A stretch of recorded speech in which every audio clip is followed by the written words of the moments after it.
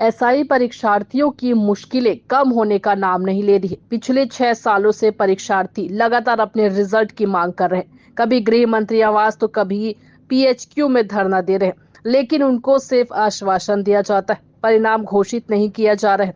इसी कड़ी में एक बार परीक्षार्थी पीएचक्यू पहुंचे हैं, जहां बारिश में भी अभ्यर्थी रिजल्ट की मांग को लेकर पुलिस मुख्यालय में डटे हुए हैं। आपको बता दें कि इससे पहले भी अभ्यर्थी कई तरीके से प्रदर्शन कर चुके हैं, लेकिन इसके बावजूद उनके रिजल्ट की मांग अभी तक पूरी नहीं हुई है। इसी कड़ी में एक बार फिर अभ्यर्थी पीएचक्यू पहुंचे हैं और रिजल्ट की मांग कर रहे हैं।